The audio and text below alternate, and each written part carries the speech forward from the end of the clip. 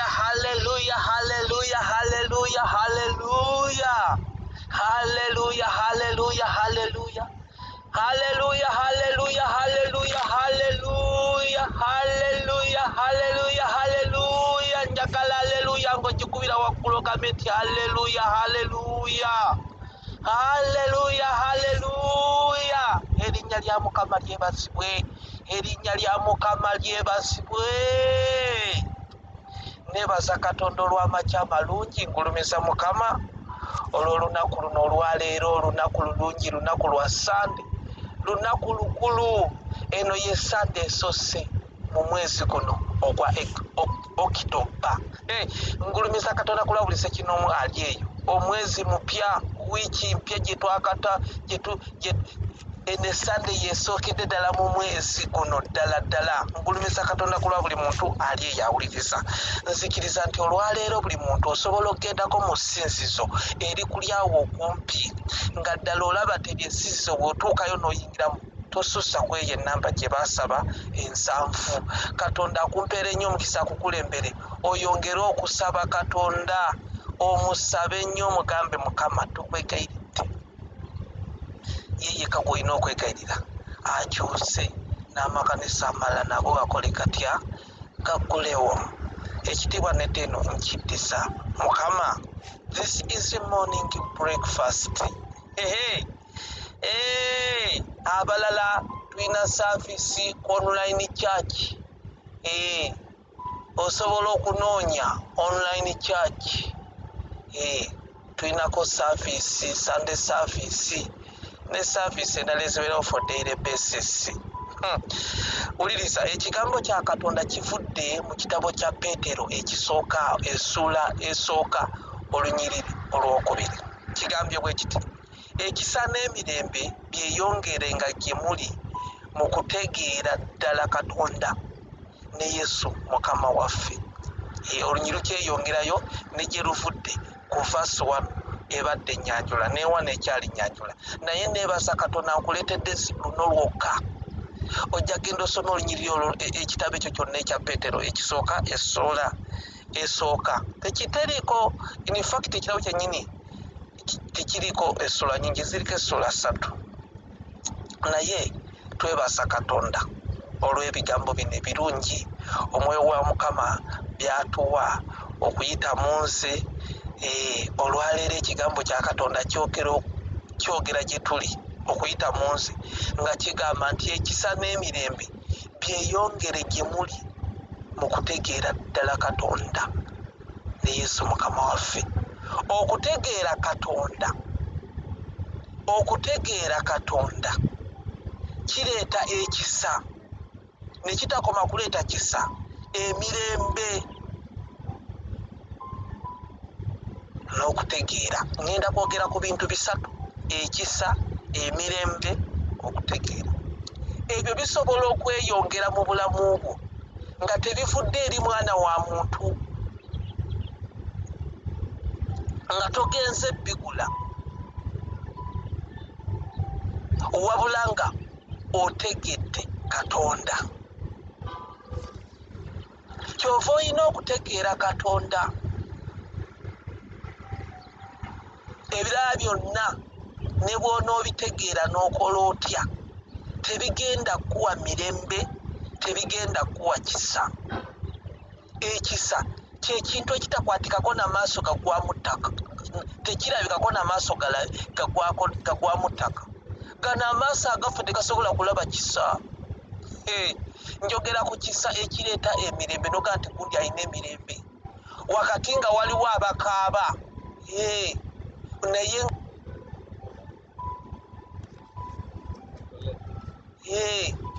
naye nga waliwo ate ekisa eri omulala, ye nga alaba mirembe gyali. Abooluganda, Yesu yebasibwe. Oyina okutegeera Katonda. Kati Peetero ye kankuzzeko mu byawandiika, waliyo gye tusoma eyo nga Mukama Yesu Kristo ayina abaweereza nga bangi, balinga 7+. ne bukya enkeera ng'abaweereza bonna badduse.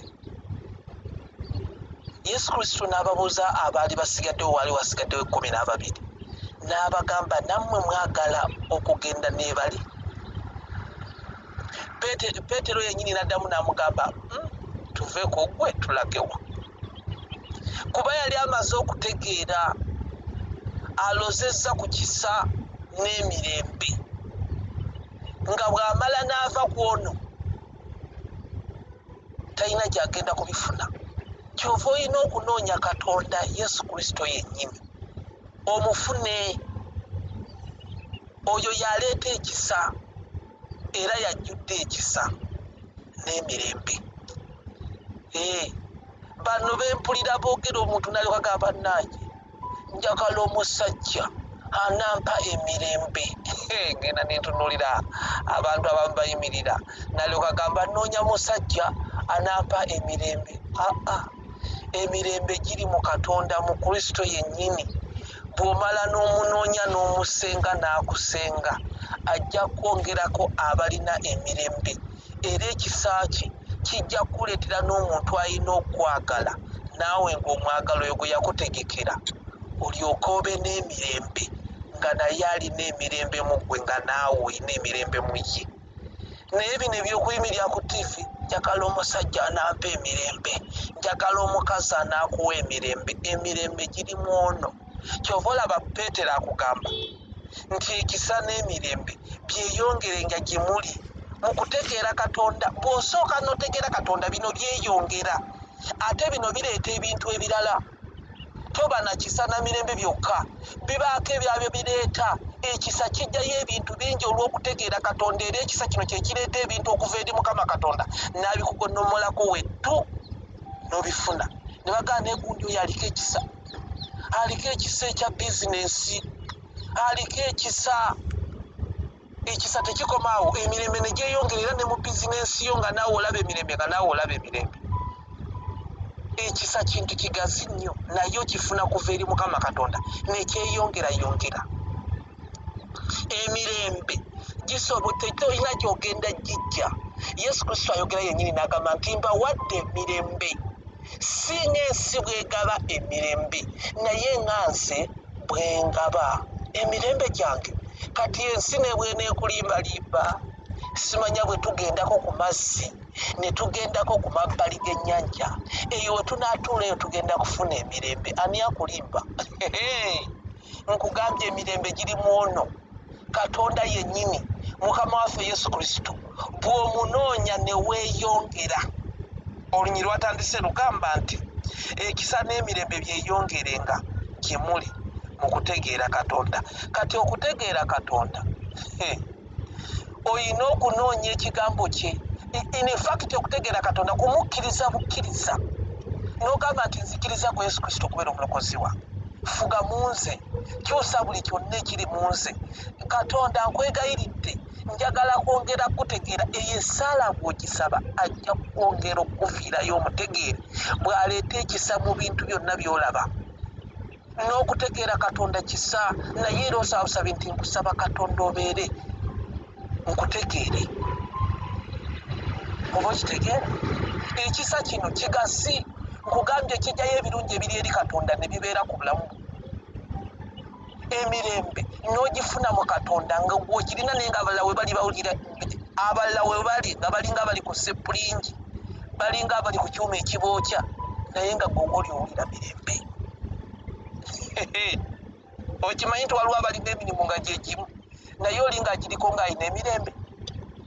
Lwa nsonga eyamuwa omulimu ye Mukama Katonda yagumuwa lwa kisa.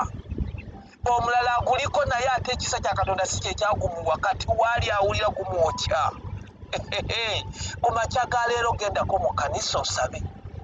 Yimirirawo ku online church owulirize ekigambo kya Katonda, saba n'abali ku online church. Okitegeera?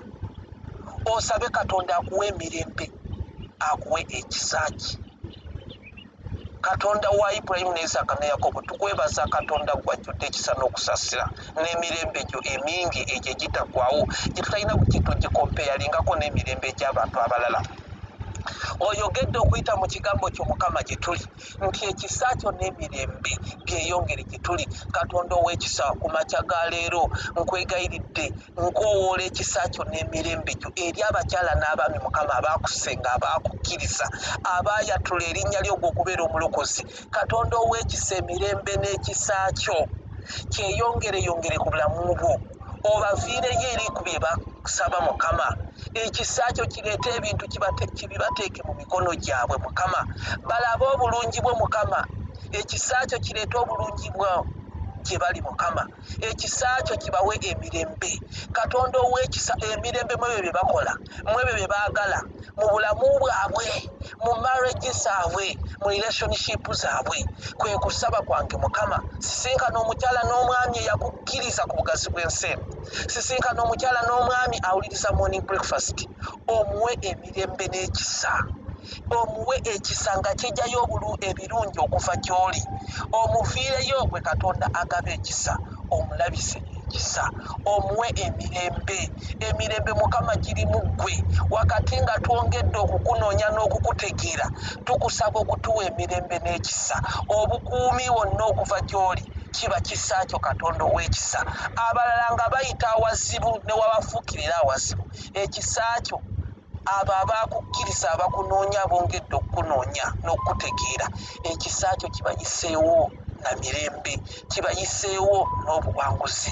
Balabe ekisa mu maaso go Mukama. Balabe ekisa eri abantu ababi babeere n'emirembe mu bo. Kwe kusaba kwange Mukama. Weebale Yesu, weebale Mukama, weebale omusumba omulungi, weebale gwe addamu essaala. This is morning breakfast. Ayagala okulokoka teeka emikono mu bagamba nti ayi Yesu zikiriza ekigambo kyo olwaleero okuweebwa obutuukirivu era njatula n'akamwa kange awatali kukakibwa nti ndokose. Amannya gange gano kookere gaddemu nate neera gaddemu mugambe nti ayi Yesu amannya gange gano gajje mu bitabo eby'okufa amangu, ebitabo eby'endwadde, ebitabo eby'okusiraana, ogawandiike mu kitabo eky'obulamu n'omukisa n'okuwangaala. Amiina. Azeemu ebigambo ebyo oli mulokole ddala era nsaba ekisa kya Katonda kyeyongereyongere gy'oli n'okutegeera kwa Katonda ne Mukama waffe Yesu Kristo bibeere ku bulamu bwo gwe ayogedde ayatudde obulokole mu linnya lya Yesu. Amiina. Mukama abampeera omukisa banjagalire. Sande nnungi. Emmanuel.